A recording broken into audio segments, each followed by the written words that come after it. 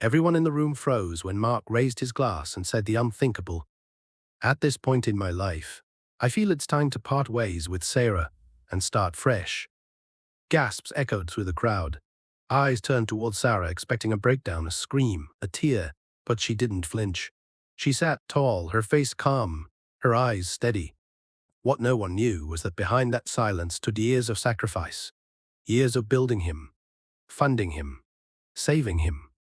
Now he was walking away, but he had no idea that the empire he claimed wasn't even his to begin with. This was how it all started. The guests had barely finished raising their glasses when Sarah's world came crashing down. A lavish anniversary dinner filled with twinkling lights, elegant string music, and whispered envy. Mark stood and clinked his glass. Everyone quieted. He smiled, then he said it. Sarah and I are heading in different directions. I'll be starting a new chapter alone. A gasp rippled through the room. Someone dropped a fork. Sarah didn't flinch. She simply smiled even as the ground gave way beneath her. To everyone watching, Mark and Sarah had it all: power, and a couple beautiful home, a business empire built from the ground up. He was the polished, ambitious CEO of Rigitech Solutions. She, the ever-graceful wife by his side. At every fundraiser, every product launch, every glossy magazine feature, their smiles lit up social media like golden sunrises. But in a single sentence, that entire image cracked. He called it growing apart, said he needed more, that he wanted to travel, take risks, feel alive again. It was said with the ease of a man ordering another glass of wine. The crowd sat in stunned silence, eyes darting between Sarah's composed face and Mark's confident, almost proud stance. Later, when the room emptied, people whispered about midlife crises and hidden affairs. But Sarah? She didn't say a word.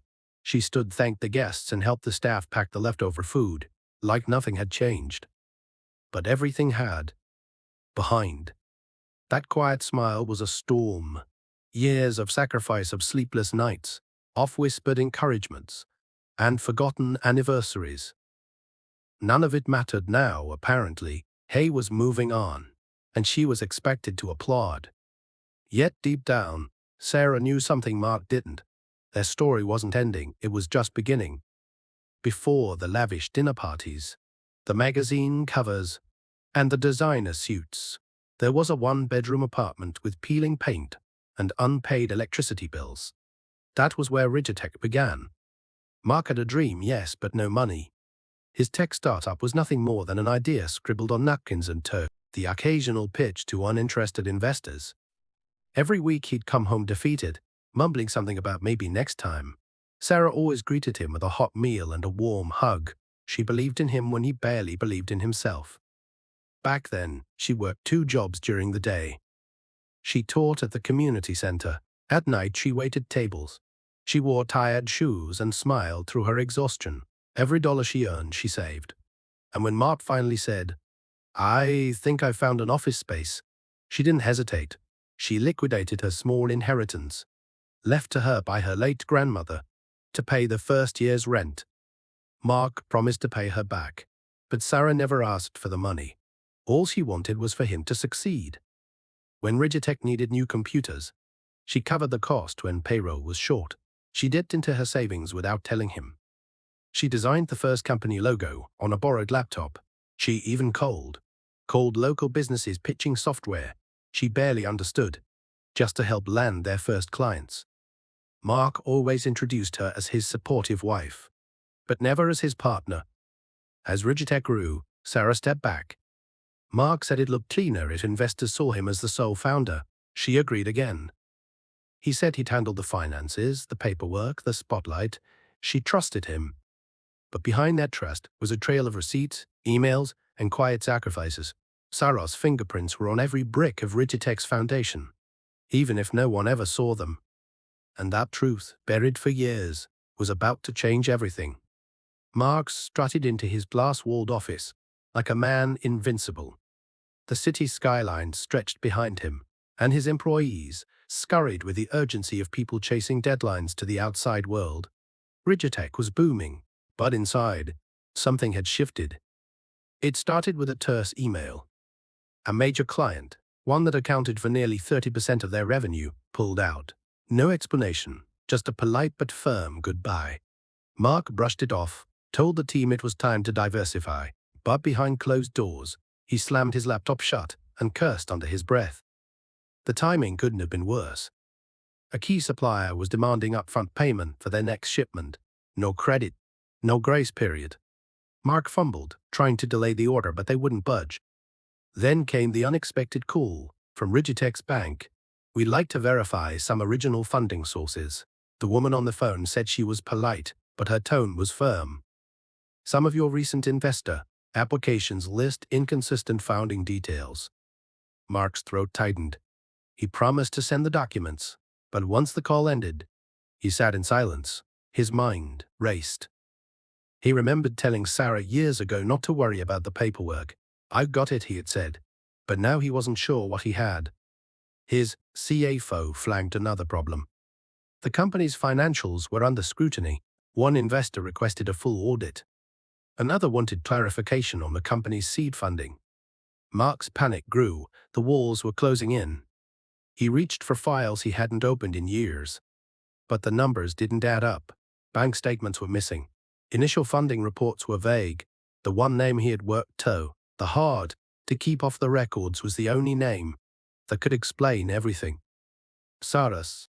I hadn't thought about her involvement in years, but now her absence left a gaping hole in the company's foundation, a hole that no PR team or boardroom spin could fix. And deep down, Mark knew it, the truth was coming fast. The first blow landed in the form of a single sheet of paper. A former employee, once dismissed quietly by Mark for performance issues, had come forward during a routine audit interview. She remembered Sarah, not just as the wife who dropped by with coffee, but as the woman who once sat beside her building the first website. She wasn't just supporting him emotionally, the employee said. She was running numbers, signing checks. She was part of everything. The auditor looked up. Was she listed as a partner? No, Mark said. It was cleaner if her name stayed off. Within days, financial investigators traced old bank records. One account, long closed, had Sarah's name. It had been used to transfer funds directly into Rigitex's account in the early days. The amounts were large, significant enough to raise eyebrows. She had sold her car, hair jewelry, even taken a personal loan that was still quietly being paid off. Legal documents surfaced. Sarah's name appeared on one of the first rental agreements for the company's original office. It was signed in her handwriting. Initial equipment purchases, her credit card, marketing campaign funds, her private account. The facts piled up. The truth was undeniable now. Sarah wasn't just the supportive wife. She was the silent investor, the hidden founder, the quiet architect who had built the dream from the ground up. News spread fast. Whispers turned into articles, then headlines. CEO's success built on wife's sacrifice. Uncredited partner emerges in Rigitex's origin story. By the end of the week, Rigitex's biggest investors demanded a full explanation. Public trust began to unravel and Mark, he went silent. But Sarah didn't. When asked for a comment, she said only one sentence. "I did what I did out of love, not for credit." The world heard her, and they remembered her. Mark stood in the center of his office, staring at the news flashing across the TV screen. His face was everywhere, but not for a new product launch or a high-profile partnership. This time, he was being called a liar, a fraud, a man who built an empire on someone else's sacrifice. His phone rang, he let it buzz. Then came the emails, legal notices, investor concerns, threats of withdrawal, one after another, until his inbox looked like a battlefield. His public relations team tried to craft a statement, something to calm the storm. But nothing they wrote could compete with the power of the truth that was already out. Staff members whispered as he walked by.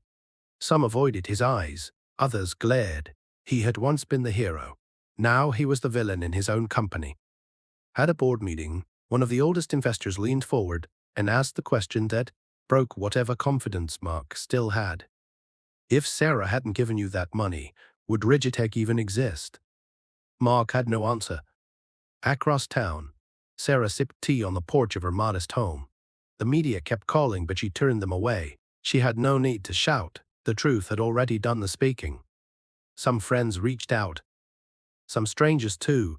They thanked her for being a reminder of the silent strength. Often forgotten, she accepted their kind words but never gloated. Meanwhile, Rigitech stock dropped, clients pulled contracts, a major lawsuit loomed, citing fraudulent representation during investor pitches. Mark's once perfect image was now stained, not by gossip but by facts. Cold, undeniable facts. For the first time in his life, he was being held accountable. And Sarah, without raising her voice or seeking revenge, stood taller than she ever had. The empire he built without her name could no longer stand. Mark avoided his reflection. In the polished elevator doors, in the tinted windows of his now half-empty office, in the bathroom, mirrors where he used to straighten his designer ties, he could not stand to see the man looking back at him. That man was no longer admired. He was no longer envied. He was exposed. The backlash spread like wildfire. Blogs picked up the story. News outlets ran. Feature segments titled "EI, the wife behind the Fortune Business" podcasts discussed how silent partners, especially women, were often erased from success stories. Rigitech became the example. Mark tried to fight back. He released a statement saying, "I never denied Sarah's support. I simply handled the business side." But the public was no longer buying polished words. Employees began resigning. Some quietly, others publicly. A lead engineer posted a long message on LinkedIn, praising Sarah and condemning Mark's lack of integrity. "She was the heart. He just wore the suit," it read. The post went viral. The government agency launched an inquiry into Rigitech's early financial disclosures. Documents were subpoenaed. Emails from years ago were dug up. Every detail Sarah had once covered to protect the dream that was now being used to uncover the truth. Mark's friends disappeared. His investors stopped returning calls. The lavish parties, the award nominations, the exclusive panels and interviews all vanished. His calendar went from full to empty. And through it all, Sarah remained silent. She didn't need a press conference. Her dignity spoke louder than any microphone. Mark sat alone in his penthouse one night, the city lights flickering below. He held a photo from the early days. He and Sarah, young and hopeful, standing in front of their first office. He remembered how she painted the walls herself and made a welcome sign from colored paper. He blinked away a tear. For the first time, he wondered if he had ever deserved her. While Mark's world unraveled, Sarah's world slowly began to bloom, not with fame or fortune, but with something deeper: recognition, peace, a sense of purpose she had forgotten she ever had. It began with a letter, handwritten, folded neatly, left at her front door. It read, "You don't know me, but I followed your story. Thank you for reminding the world that kindness and sacrifice matter. You are not invisible." Sarah smiled as she read it. She held the paper to her heart for a long moment, then placed it gently in a drawer, already filling with notes like it. The local women's center reached out. Next, they asked if she would be willing to speak to young entrepreneurs, share her story, guide those who were building something from nothing. She was hesitant at first. Sarah had never seen herself as a speaker, but something within her said, yes. She stood in front of a small crowd, hands trembling slightly, voice soft but steady. She didn't talk about revenge. She talked about belief, about building something when no one else sees the vision, about giving everything you have, not for glory, but for love. The room was silent when she finished. Then came the applause, not loud or dramatic, but sincere and lasting. Sarah found her voice again. Slowly, gently, she began to write articles, blog posts, short essays on partnership, sacrifice, and strength. Her words traveled far.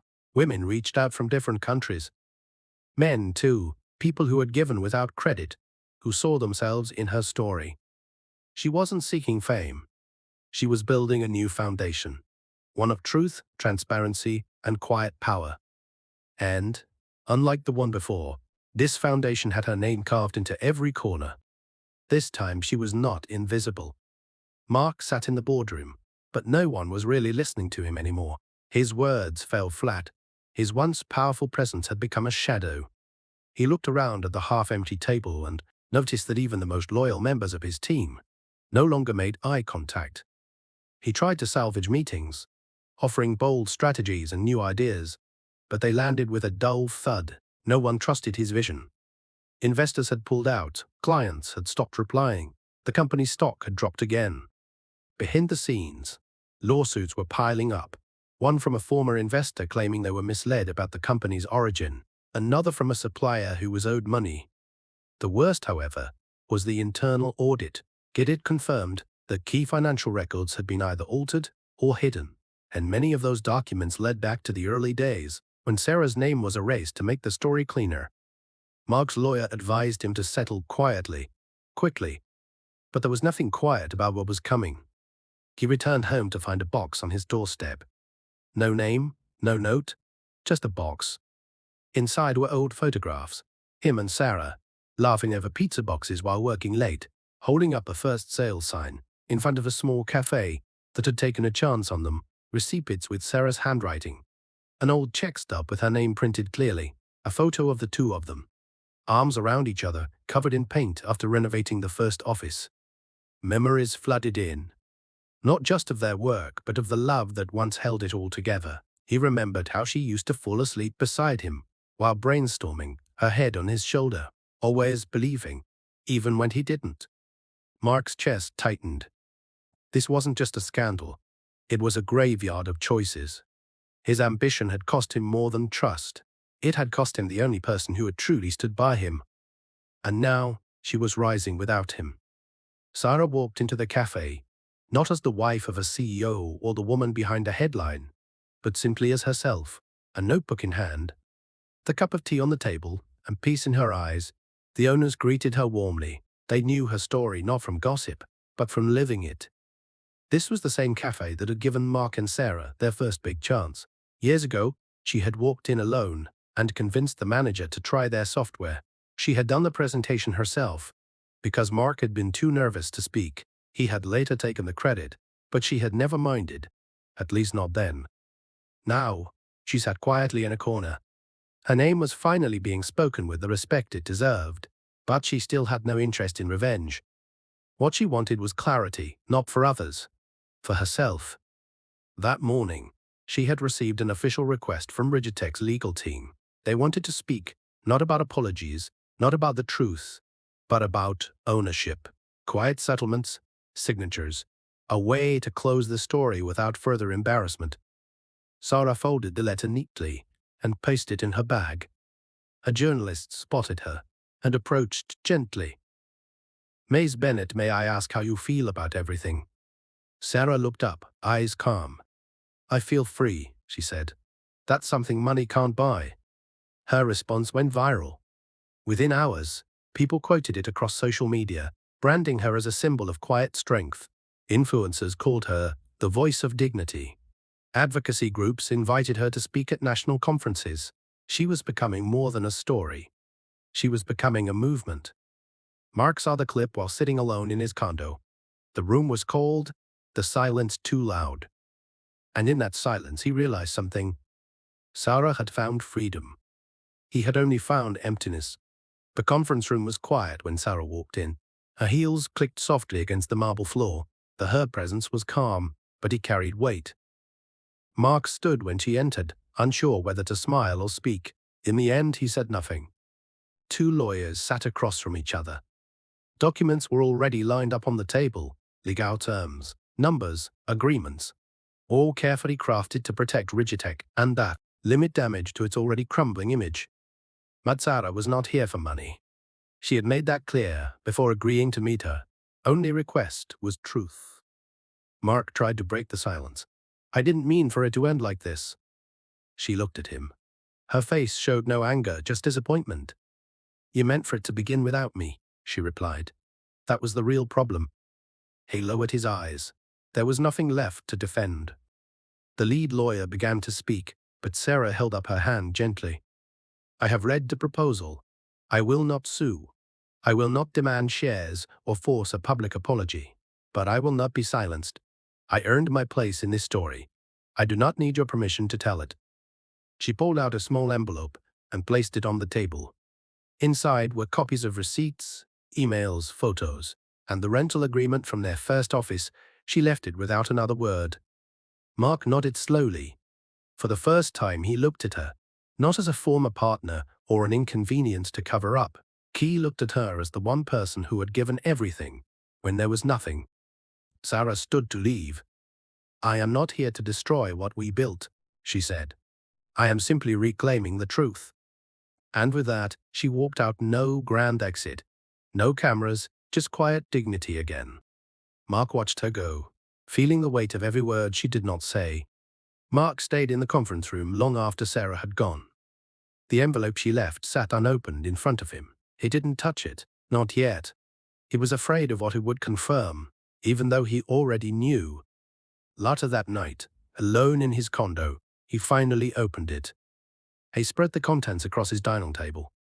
Each paper, each photo, each signature was a mirror, reflecting what he had once tried to bury. The receipts were dated during times when he had told friends they were bootstrapping. The emails showed her negotiating deals, ordering software, sending invoices.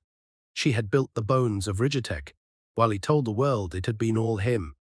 As he read, memories came back. Sarah making coffee at 2 a.m., while he paced panicking about losing a potential investor. Her handwriting on the whiteboard when he forgot his own pitch notes. Her voice calming him when a supplier demanded early payment. She had never wanted the spotlight. She only wanted the dream to succeed. But Mark had mistaken her silence for weakness. Hay poured himself a drink, but it tasted bitter. Not from the whiskey, but from regret. He went to the window and looked out at the city. A city he once ruled. Now it moved without him. Somewhere out there, Sarah was speaking to a group of young entrepreneurs, or maybe writing her next article. Her story had become a voice for others, a guide for those who had given all they had and were never seen. Mark felt the walls of his world grow smaller. In chasing glory, he had lost the only person who ever truly saw him. And now, for the first time in his life, Hay wished he had chosen differently. But the past does not wait for regret. It only leaves echoes. The auditorium was packed, rows of chairs filled with young dreamers, aspiring business owners, and those who had once been silenced in the shadows of other people's success. On stage stood Sarah, dressed simply, holding nothing but a microphone and her truth. She did not use flashy slides or grand gestures. She just spoke. I was once told that silence was strength, she began, her voice steady, to pause. That love meant sacrificing without needing recognition. And I believed that, until my silence became someone else's story. The room was quiet. Not a single phone buzzed. No one whispered. They were all locked in. I gave everything I had to someone I loved. My time, my money, my faith, and for a while I thought that was enough. But when I was written out of the very story I helped build, I realized something important. She paused and looked across the crowd. You can love someone and still lose yourself. You can give your whole heart and still be left behind. That does not mean you were weak. It means you were honest. It means you were real. The audience leaned in closer. I am not here to ask for sympathy. I am here to remind you that your value does not decrease because others fail to see it, whether they thank you or not, whether they include your name or not.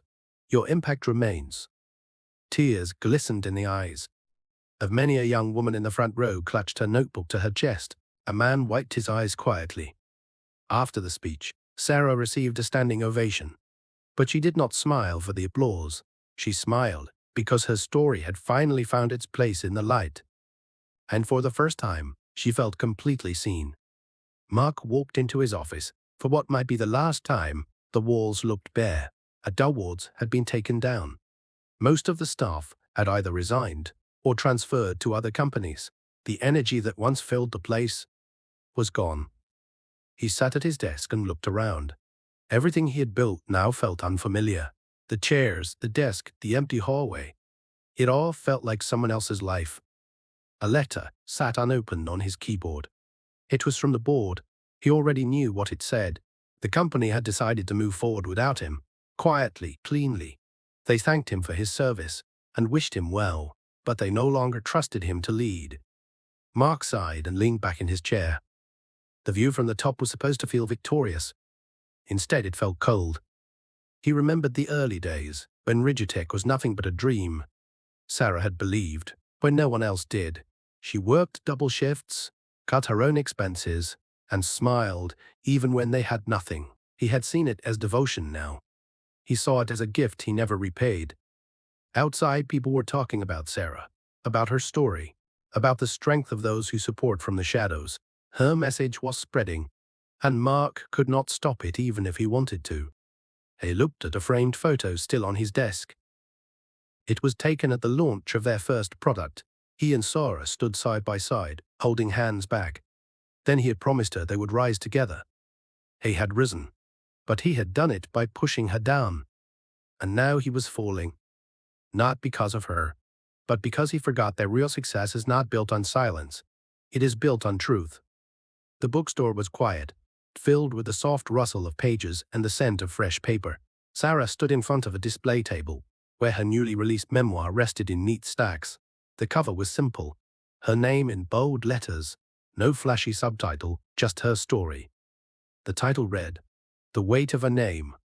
She had not planned to write a book, but after so many messages from women and men who had lived in silence, she felt a duty to tell the whole truth, not just for herself, but for everyone who had ever been forgotten in someone else's success story. The memoir told everything. The nights she cried alone, the sacrifices she made, the moments she questioned her worth, and the strength she found in starting over. As she signed copies for the people lined up to meet her, she noticed a familiar figure at the back of the room. Mark. He waited until the line was gone, then approached slowly. He looked older, thinner, not physically but emotionally. The weight of guilt had changed him. She looked up, calm as ever. "I read it," he said softly, "every page." Sarah nodded, but said nothing. "I came to say thank you, not because you wrote it, but because you didn't write it to destroy me." She closed the last book and placed the pen down. "I wrote it to free myself," she replied. "What the world thinks of you is no longer my burden." He nodded, his eyes full of emotions he could not express. "I am sorry," he whispered. "I know," she said. He left without asking for forgiveness, and she did not offer it, not out of anger, but out of clarity. Some things are not fixed. They are simply released. Sarah looked around the room. Her story was no longer trapped in someone else's shadow. It was out in the world, standing tall. And this time, her name was printed in full. Months had passed since the book release. Sarah's story had traveled far beyond what she imagined. It was being read in homes, classrooms, business seminars, and even in quiet corners where people searched for courage, not because she was famous, but because she had lived what so many were afraid to speak. One afternoon, she received an invitation to speak at a global summit for entrepreneurs. The theme was invisible. No more, she accepted. As she stepped onto the stage, the lights were bright, but she was not nervous, not anymore. She knew who she was now. Not just the woman behind a success story, she was the story. She had lived it, survived it, and risen from it.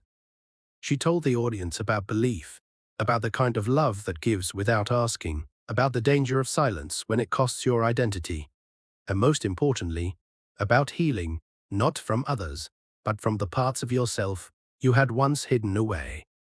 When she finished, the room stood to applaud, but the loudest sound was not the clapping. It was the quiet acknowledgement in people's eyes. They saw her, and in her story, they saw parts of themselves. Somewhere, far away. Mark watched from a small screen. He did not speak or comment. He simply listened, and for once he let her voice be louder than his own. Sarah returned home that night to find a note slipped under her door. It was from a young woman who had left her controlling business partner and was starting over. It read, "You reminded me I matter too, thank you." Sarah folded the note and placed it with the others. Her story was no longer just hers. It had become a lifeline for others. She stood at her window looking at the stars, not chasing anything, just breathing and whole free. And finally seen.